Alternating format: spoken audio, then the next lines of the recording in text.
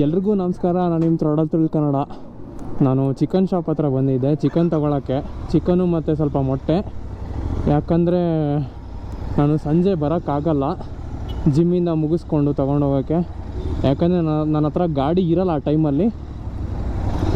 ಅದಕ್ಕೆ ಇವಾಗಲೇ ತೊಗೊಂಡೋಗಿ ಫ್ರಿಜ್ಜಲ್ಲಿ ಇಟ್ಬಿಡ್ತೀನಿ.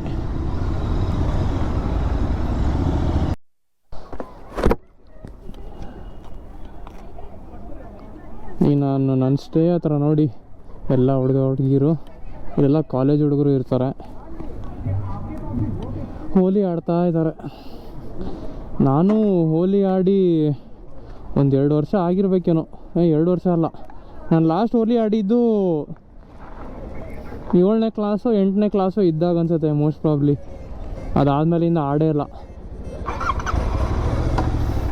ಏನು ಮಾಡೋದು, ಆಡೋಕ್ಕೆ ಇಂಟ್ರೆಸ್ಟ್ ಇಲ್ಲ ಗುರು. ಹೇಳೋಕ್ಕಾಗಲ್ಲ ಏನಕ್ಕೆ ಅಂತ.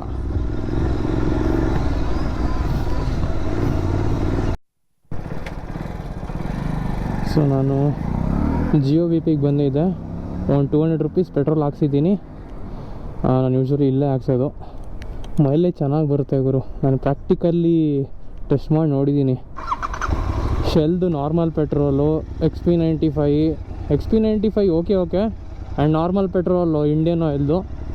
ಜಿಯೋ ವಿ ಪಿ ಇಲ್ಲ. ಇಷ್ಟೆಲ್ಲ ಕಂಪೇರ್ ಮಾಡಿ ನೋಡಿದ್ರೆ ನನಗೆ ಬೆಟರ್ ಅನಿಸಿದ್ದು ಇದೆ. ಮೈಲೇಜ್ ಕೊಡುತ್ತೆ ನನಗೆ ಚೆನ್ನಾಗಿ, ಡೀಸೆಂಟ್. ನೋಡಿ ಇವ್ರನ್ನ, ಒಂದು ಆರ್ನಿಲ್ಲ ಏನಿಲ್ಲ.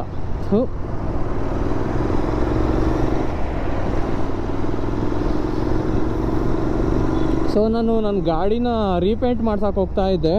ಇಲ್ಲಿ ಟ್ಯಾಂಕಲ್ಲಿ ಸ್ಕ್ರ್ಯಾಚ್ ಆಗಿದೆಯಲ್ಲ, ಇಲ್ಲಿ ತುಂಬ ದಿನ ಆಗೋಗಿತ್ತು ಗುರು. ತುಂಬ ದಿನ ಅಲ್ಲ, ಆಲ್ಮೋಸ್ಟ್ ಒಂದು 2 ಇಯರ್ಸ್ ಆಗಿತ್ತು. ಹಿಂಗೆ ಬಿಟ್ಟಿದ್ದೆ ನಾನು. ಇದನ್ನ ಸರಿ ಮಾಡ್ಸೋಕ್ಕಾಗಿರಲಿಲ್ಲ ನನ್ನ ಕೈಯಲ್ಲಿ. ಅದು ಒಂದು ಸ್ಕಾರ್ ಥರ ಗುರು. ಆಕ್ಸಿಡೆಂಟ್ ಆಗಿದ್ದು ಅದೊಂಥರ ನೆನಪು ತರಿಸ್ತಾ ಇದ್ದು ನನಗೆ. ಅದು ನನಗೆ ದಿನ ನೋಡ್ಕೊಂಡಿರೋಕೆ ಆಗ್ತಾ ಇರಲಿಲ್ಲ. ಅದಕ್ಕೆ ನನಗೆ ಫೈನಲಿ ಪೇಂಟ್ ಮಾಡಿಸೋಣ ಅಂತ ಡಿಸೈಡ್ ಮಾಡಿದೆ. ಸೊ ನಾನು ಅದಕ್ಕೋಸ್ಕರ ಯಶವಂತಪುರ್ಗೆ ಹೋಗ್ತಾ ಇದ್ದೀನಿ. DV ಕಿಲ್ಲರ್ಸ್ ಹಾಕ್ಬಿಟ್ಟಿದ್ದೀನಿ. ಯಾಕಂದರೆ ಲಾಸ್ಟ್ ಟೈಮು ನನಗೆ ಪೊಲೀಸ್ ಹಿಡಿದ್ಬಿಟ್ಟು ವಾರ್ನಿಂಗ್ ಮಾಡಿದರು ನನಗೆ. ಆ್ಯಂಡ್ ನಿಮ್ಗೆ ಇನ್ನೊಂದು ಅವೇರ್ನೆಸ್ ವೀಡಿಯೋ ಮಾಡಿ ಹಾಕೋಣ ಅಂದ್ಕೊಂಡೆ. ಇತ್ತೀಚೆಗೆ ತುಂಬ ಪೊಲೀಸ್ದು ಸ್ಟ್ರಿಕ್ಟ್ ಆಗಿಬಿಟ್ಟಿದೆ ಬೆಂಗಳೂರು ಫುಲ್ಲು, ಎಸ್ಪೆಷಲಿ ಎಕ್ಸಾಸ್ಟ್ಗೋಸ್ಕರ. ಸೊ ಯಾರ್ಯಾರು ಎಕ್ಸಾಸ್ಟ್ ಹಾಕೊಂಡು ಓಡಾಡ್ತಿದ್ದೀರಾ ಸ್ವಲ್ಪ ಹುಷಾರಾಗಿರಿ. ಮುಂಚೆ ಥರ ಇಲ್ಲ ಕಂಡೀಷನ್ ಇವಾಗ. ತುಂಬ ಅಂದರೆ ತುಂಬ ಸ್ಟ್ರಿಕ್ಟ್ ಆಗಿದೆ. ಸೊ ಅದಕ್ಕೆ ನೀವು DB ಕಿಲ್ಲರ್ ಹಾಕ್ಕೊಂಡೇ ಓಡಿಸಿ ಆದಷ್ಟು. ನಾನು ಇಷ್ಟು ದಿನ ತಪ್ಪಿಸ್ಕೊಂಡೇ ಓಡಾಡ್ತಾ ಇದ್ದೆ. ಒಂದಿನ ಸಿಗಾಕೊಳ್ಳೇಬೇಕಲ್ವಾ, ಸುಮ್ಮನೆ ಏನಕ್ಕೆ ಅನ್ಸ್ಕೊಳ್ಳೋದೇನಕ್ಕೆ. ಆ್ಯಂಡ್ ಇನ್ನೊಂದೇನು ಹೇಳಬೇಕು ಅಂದರೆ, ಇದೇ ತಿಂಗಳು 26ನೇ ತಾರೀಕು ನನ್ನ ಬರ್ಡೇ ಇದೆ, ನನ್ನ ಹುಟ್ಟಿದಬ್ಬ. ನನ್ನ ಹುಟ್ಟಿದಬ್ಬ ನನಗೆ ಗಿಫ್ಟ್ ಕೊಡ್ಕೊಬೇಕು ಅಂತ ಇದ್ದೀನಿ.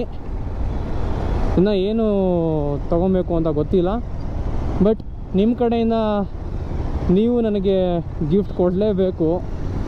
ಏನಪ್ಪ ಅಂದರೆ, ಇನ್ನೂ ಒಂದು 36 ಜನ ಬೇಕು ಗುರು ಸಬ್ಸ್ಕ್ರೈಬರ್ಸು 1000 ಜನಕ್ಕೆ. ನಂದು ಹೆಂಗಾದರೂ 1000 ಕಂಪ್ಲೀಟ್ ಮಾಡಿಸ್ಬಿಡಿ. ನಾನು ಯಾವತ್ತೂ ಮರೆಯಲ್ಲ ಅದನ್ನ, ಉಪಕಾರನ. ನನ್ನ ಚಾನಲ್ ಮಾನಿಟೈಸ್ ಆದಂಗೂ ಆಗುತ್ತೆ. ವಾಚ್ ಟೈಮ್ ಅವರ್ಸ್ ಇನ್ನೂ ಬೇಕು. ವಾಚ್ ಟೈಮ್ ಅವರ್ಸ್ ಆಗುತ್ತೆ, ಬಟ್ ಅಟ್ಲೀಸ್ಟ್ 1000 ಸಬ್ಸ್ಕ್ರೈಬರ್ ಮಾಡಿಸಿ. ಇದು ನನ್ನೊಂದು ಸಣ್ಣ ರಿಕ್ವೆಸ್ಟ್ ಅಂದ್ಕೊಳ್ಳಿ. ಒತ್ತು ರೆಗ್ಯುಲರಾಗಿ ವೀಡಿಯೋಸ್ ಬರ್ತಾ ಇರಲಿಲ್ಲ. ಏನಕ್ಕಪ್ಪ ಅಂತ ಇವಾಗ ಹೇಳ್ಬಿಡ್ತೀನಿ. ನನಗೆ ರೆಗ್ಯುಲರಾಗಿ ಎಕ್ಸಾಮ್ಗಳಿತ್ತು. ಅದು ಬೇರೆ ಇಂಜಿನಿಯರಿಂಗ್ ಅಲ್ವಾ. ನನ್ನ ಫೈನಲ್ ಇಯರ್ ಇಂಜಿನಿಯರಿಂಗು. ಆ್ಯಕ್ಚುಲಿ ನನ್ನ ಫೈನಲ್ ಇಯರ್ ಇಂಜಿನಿಯರಿಂಗ್ದು ಎಕ್ಸಾಮ್ಸ್ ಮುಗಿದೋಯ್ತು. ಇವಾಗ ನಾನು ಮುಗಿಸ್ಕೊಂಡೆ ಕಂಪ್ಲೀಟಾಗಿ ಶುರು ಮಾಡೋಣ ಹೊಸದಾಗಿ ಅಂತ ಅಂದ್ಕೊಂಡೆ. ಸೊ ಇವಾಗ ನಂಗೆ ಸದ್ಯಕ್ಕೆ ಏನೂ ಕೆಲಸ ಇಲ್ಲ. ಅಂದರೆ ಫ್ರೀ ಟೈಮಲ್ಲಿ ಇದ್ದೀನಿ. ನಾನು ಜಾಬ್ಸ್ಗೂ ಅಪ್ಲೈ ಮಾಡ್ತಾಯಿದ್ದೀನಿ. ಸದ್ಯಕ್ಕೆ ನಾನು ಇವಾಗಿರೋ ಫ್ರೀ ಟೈಮಲ್ಲಿ ನನಗಾದಷ್ಟು ಮೋಟೋ ವ್ಲಾಗ್ ವೀಡಿಯೋಸ್ ಮಾಡಿ ಹಾಕೋಣ ಅಂತಿದ್ದೀನಿ. ಸೊ ಅದಕ್ಕೆ ನಿಮ್ಮ ಸಪೋರ್ಟ್ ತುಂಬ ಬೇಕು. ಮುಂದ್ಗಡೆ ನಾನು ಆದಷ್ಟು ಒಳ್ಳೆ ಕಂಟೆಂಟ್ ಮಾಡಿ ಹಾಕೋಕ್ಕೆ ಟ್ರೈ ಮಾಡ್ತೀನಿ. ನೀವು ನಿಮ್ಮ ಸಪೋರ್ಟ್ನ ಕೊಡ್ತಾಯಿರಿ ಅಷ್ಟೇ. ಬರೀ ಫೇಮಸ್ ಇರೋ ಯೂಟ್ಯೂಬರ್ಸ್ನೇ ಬೆಳೆಸಿದ್ರೆ ಹೆಂಗೆ? ಸ್ವಲ್ಪ ನಮ್ಮನ್ನು ನೋಡಿ, ನಮ್ಮ ಥರ ಹುಡುಗರನ್ನ ತುಂಬ ಜನ ಇದ್ದಾರೆ. ನಮ್ಮ ಥರ ಆಯಿತು, ಮಿಡಲ್ ಕ್ಲಾಸ್ ಹುಡುಗರು ಆಯಿತು, ತುಂಬ ಜನ ಮೋಟೋ ವ್ಲಾಗಿಂಗ್ ಇಳಿದಿದ್ದಾರೆ ಆಲ್ರೆಡಿ. ಒಬ್ರಿಗೊಬ್ರು ನೋಡಿಕೊಂಡು ಟ್ರೈ ಮಾಡ್ತಾಯಿದ್ದಾರೆ. ಅವ್ರಿಗೆಲ್ಲ ಸಪೋರ್ಟ್ ಮಾಡಿ. ಯಾರಿಗೆ ಗೊತ್ತು, ಮುಂದೆ ನಿಮಗೆ ಫೇವ್ರೇಟ್ ಮೋಟೋ ವ್ಲಾಗರು ಆಗ್ಬೋದು ಅವರು, ಹೇಳೋಕ್ಕಾಗಲ್ಲ ಅಲ್ವಾ? ಇತ್ತೀಚೆಗೆ ಇನ್ಸ್ಟಾಗ್ರಾಮಲ್ಲಿ ಅದು ತುಂಬ ಹಾವಳಿ ಆಗಿಬಿಟ್ಟಿದೆ ಗುರು. ಏನು ಜನರು AI ಬಂದಿದೆ ಅಂದಾಗ ಯಾವ ಥರ ಯೂಸ್ ಮಾಡ್ಬೋದು ಆ ಥರ ಯೂಸ್ ಮಾಡಿ ಚೆಚ್ಚಾಗ್ತಾವ್ರೆ ನನ್ನ ಮಕ್ಕಳು. ಅಲ್ಲ ಗುರು, ಹುಡುಗರು ಏನು ಮಾಡ್ತಾರೆ ಗೊತ್ತಾ? ಒಬ್ರೊಬ್ರು ಹುಡುಗಿ ಪ್ರೊಫೈಲಿಂದ ಇನ್ಸ್ಟಾಗ್ರಾಮ್ ID ತೆಗೆದು ವೀಡಿಯೋಸ್ ಮಾಡಿ ಹಾಕ್ತಾ ಇರ್ತಾರೆ. ಹುಡುಗಿನ ಅದು AI ಅಂತ ಸುಮಾರು ಜನ ಗೊತ್ತೇ ಇರಲ್ಲ. ಅವ್ರು DM ಅಲ್ಲಿ ಮೆಸೇಜ್ ಮಾಡೋದು,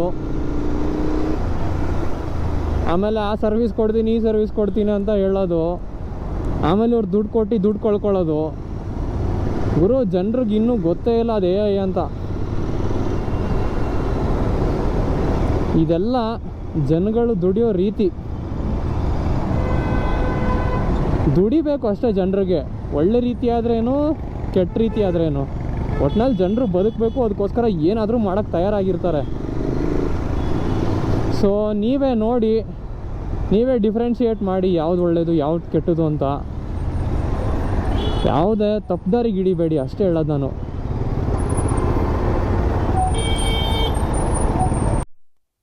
ಸೊ ಆವಾಗಲೇ ಹೇಳ್ದಂಗೆ ನಾನು ಇಂಜಿನಿಯರಿಂಗ್ ಲೈಫ್ ಇನ್ನೇನು ಮುಗಿದೋಗಿದೆ. ಆಲ್ರೆಡಿ 95% ಮುಗಿದೋಗ್ಬಿಟ್ಟಿದೆ.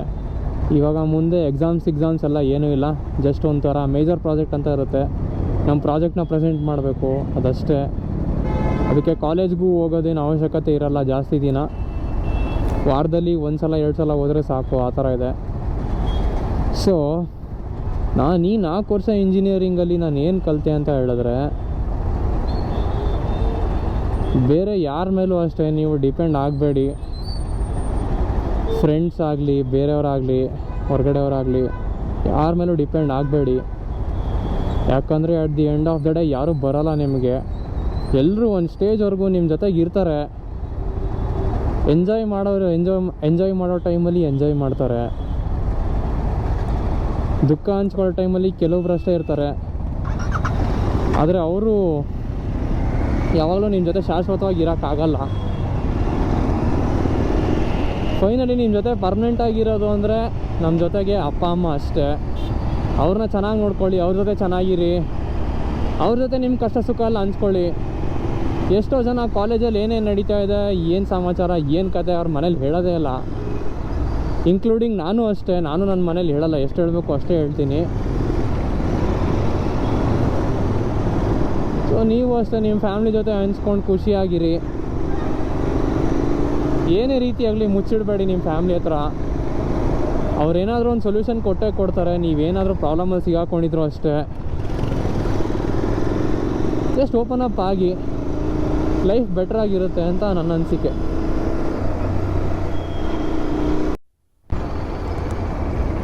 ಸೊ ಇನ್ನೇನು ನಮ್ಮ ಲೊಕೇಶನ್ ಹತ್ರ ಬಂದ್ವಿ ನಾವು. ನಾನು ಯಶವಂತಪುರ್ಗೆ ಬೈಕ್ ತೊಗೊಂಡು ಫಸ್ಟ್ ಟೈಮ್ ಅನ್ಸುತ್ತೆ ಬಂದಿರೋದು.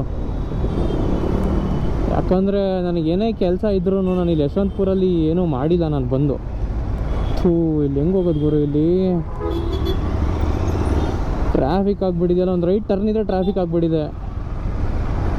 ಹೆಂಗೆ ಹೋಗೋದು? ಹಿಂಗೆ ಹಾಕ್ಕೊತೀನಿ.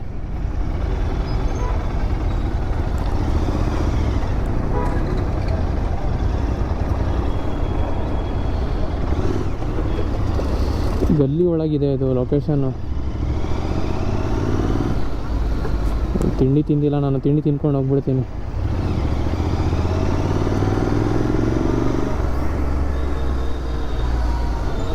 RS ಸ್ಪ್ರೇ ಪೇಂಟ್ ಎಲ್ಲಿ ಹಿಂದ್ಗಡೆ ಹೋಯ್ತಾ? ಅಂಗಡಿ ಮುಚ್ಚಿಬಿಟ್ಟಿದ್ದಾರೆ. ಬರ್ತಾರೆ, ಸ್ವಲ್ಪ ಹೊರಗಡೆ ಹೋಗಿದ್ದಾರೆ ಅನ್ಸುತ್ತೆ. ಫೋನ್ ಮಾಡಿ ಕೇಳಿದೆ, ಬರ್ತೀನಿ ಸರ್ ಅಂತ ಹೇಳಿದ್ರು. ನಾನು ತಿಂಡಿ ಮಾಡಿರಲಿಲ್ಲ, ತಿಂಡಿ ತಿನ್ಕೊಬೇಡ.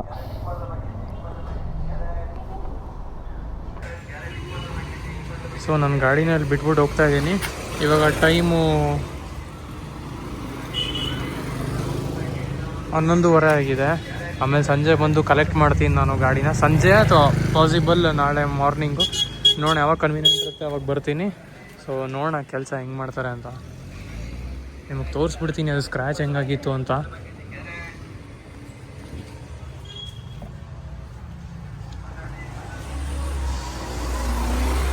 ನೋಡಿ, ಆಕ್ಸಿಡೆಂಟ್ ಆದಾಗಿಂದ ನಾನು ಸರಿ ಮಾಡ್ಸೋಕ್ಕಾಗಿರಲಿಲ್ಲ. ನೋಡೋಣ ಇದು ಹೆಂಗೆ ಕವರ್ ಮಾಡ್ತಾರೆ ಅಂತ. ಎಲ್ರಿಗೂ ನಮಸ್ಕಾರ. ನನ್ನ ಗಾಡಿ ಬಿಟ್ಟು ಆಲ್ರೆಡಿ 1 ಡೇ ಆಗಿದೆ. ಸೊ ನಾನು ಇವಾಗ ರಿಸೀವ್ ಮಾಡ್ಕೊಂಬರೋಕ್ಕೆ ಹೋಗಬೇಕು. ಕೆಲಸ ಕಂಪ್ಲೀಟ್ ಆಗಿದೆ ಅಂತ ಮೆಸೇಜ್ ಮಾಡಿದರು. ಈಗ ಹೋಗಿ ನೋಡ್ಕೊಂಡು ಬರ್ತೀನಿ ಕೆಲಸ ಹೆಂಗಾಗಿದೆ, ಗಾಡಿ ಇಸ್ಕೊಂಬರ್ತೀನಿ, ನಿಮಗೆ ತೋರಿಸ್ತೀನಿ ಕೆಲಸ ಹೆಂಗಾಗಿದೆ. ಬನ್ನಿ ಹೋಗೋಣ. ಸೊ ಇಲ್ಲಿ ನೋಡ್ತಿರ್ಬೋದು, ನನ್ನ ಶಾಪ್ ಕಡೆ ಬಂದಾಯಿತು. ನೋಡಿ, ಇದೇ ರೀಜನಲ್ಲಿ ತುಂಬ ಸ್ಕ್ರ್ಯಾಚ್ ಆಗಿತ್ತು. ಫುಲ್ಲು ಹೊಸ ಥರ ಮಾಡಿಕೊಟ್ಟಿದ್ದಾರೆ ಗುರು. ಆನೆಸ್ಟ್ಲಿ ನಾನು ಇಷ್ಟೊಂದು ನೀಟಾಗಿ ಫಿನಿಶಿಂಗ್ ಬರುತ್ತೆ ಅಂತ ಅಂದ್ಕೊಂಡಿರಲಿಲ್ಲ. ತುಂಬ ನೀಟಾಗಿ ಫಿನಿಶಿಂಗ್ ಬಂದಿದೆ. ನೋಡಿ, RS ಸ್ಪ್ರೇ ಪೇಂಟ್ ಅಂತ, ಇದು ಯಶವಂತಪುರ ಥರ ಬರುತ್ತೆ. RS ಸ್ಪ್ರೇ ಪೇಂಟ್ ಅಂತ ಹೊಡೆದ್ರೆ ಸಾಕು, ಗೂಗಲಲ್ಲಿ ಬರುತ್ತೆ ನಿಮಗೆ.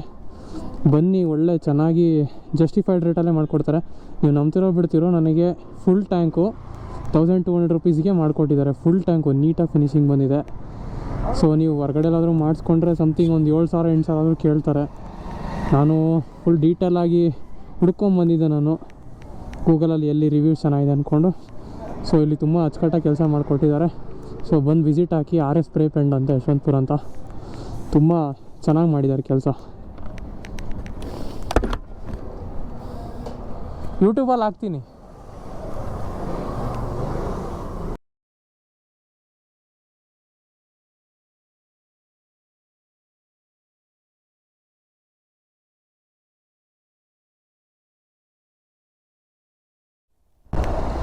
ನನಗೆ ಹೇಳ್ಕೊಳಕ್ಕಾಗ್ದಿರೋಷ್ಟು ಖುಷಿ ಆಗ್ತಿದೆ ಗುರು. ಸೀರಿಯಸ್ಲಿ ನಾನು ಹೊಸ್ದಾಗಿ ಗಾಡಿ ಹೆಂಗೆ ತಂದಿದ್ನಲ್ಲ, ಅದೇ ಫಿನಿಶಿಂಗಲ್ಲಿದೆ. ಟ್ಯಾಂಕು ಲಿಟ್ರಲಿ ಹೊಸ ಥರ ಕಾಣ್ತಾ ಇದೆ. ಕೆಲಸ ತುಂಬ ಚೆನ್ನಾಗಿ ಮಾಡಿದ್ದಾರೆ ಗುರು. ವರ್ತಿಟ್. ನಾನು ಒಂದಿನ ಕಾದಿದ್ದಕ್ಕೂ ಇದನ್ನ ಸೀರಿಯಸ್ಲಿ ತುಂಬ ಚೆನ್ನಾಗಿ ಮಾಡಿದ್ದಾರೆ. 1200 ರೂಪೀಸ್ ಅಷ್ಟೇ. ಫುಲ್ ಟ್ಯಾಂಕ್ನ ರಿಪೇಂಟ್ ಮಾಡಿದ್ದಾರೆ, ಫುಲ್ ಟ್ಯಾಂಕ್ನೇ ಬ್ಲ್ಯಾಕ್ ಕಲರು. ಇಲ್ಲೊಂದೇ ಒಂದು ಚೂರು ಇಷ್ಟ ಆಗಿತ್ತು, ಅದಷ್ಟೇ ಪೇಂಟ್ ಮಾಡಿದರೆ ನೀಟಾಗಿ ಫಿನಿಶಿಂಗ್ ಬರ್ತಿರ್ಲಿಲ್ಲ. ಸೊ ಓವರಾಲ್ ಪೇಂಟ್ ಮಾಡಿದ್ದಾರೆ. ಫುಲ್ ಗಾಡಿ ಹೊಸ ಥರ ಕಾಣ್ತಾ ಇದೆ. ಸ್ವಲ್ಪ ಹೆಡರ್ಸ್ ಸ್ವಲ್ಪ ಬಿಸಿ ಆಗಿ ಕಲರ್ ಫೇಡ್ ಆಗಿದೆ. ಅದು ಬಿಡಿ, ಅದಕ್ಕೇನಾದರೂ ಒಂದು ವ್ಯವಸ್ಥೆ ಮಾಡೋಣ. ಮಾತ್ರ ಕೆಲಸ ಮಾತ್ರ ಸಖತ್ತಾಗಿ ಮಾಡಿದ್ದಾರೆ. ಸೊ ಇವತ್ತಿನ ವೀಡಿಯೋ ಇಷ್ಟೇ. ವೀಡಿಯೋ ಇಷ್ಟ ಆಗಿದೆ ಶೇರ್ ಮಾಡಿ, ಲೈಕ್ ಮಾಡಿ, ಸಬ್ಸ್ಕ್ರೈಬ್ ಮಾಡಿ. ಇನ್ಮೇಲಿಂದ ನಾನು ಪಕ್ಕಾ ರೆಗ್ಯುಲರಾಗಿ ವೀಡಿಯೋಸ್ ಮಾಡಿ ಹಾಕ್ತಾಯಿರ್ತೀನಿ. ನಿಮ್ಮ ಸಪೋರ್ಟ್ನ ಹಿಂಗೆ ತೋರಿಸ್ತಾ ಇರಿ. ಮತ್ತೆ ಸಿಗೋಣ ಮುಂದಿನ ಬ್ಲಾಗಲ್ಲಿ. ಅಲ್ಲಿವರೆಗೂ ಬಾಯ್.